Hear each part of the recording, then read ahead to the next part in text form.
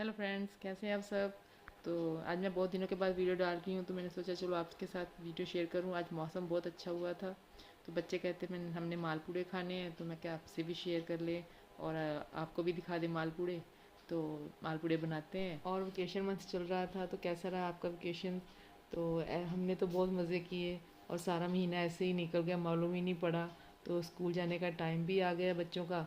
तो हमारे पूड़े भी तैयार हो गए, हमने खीर के साथ सर्व किए।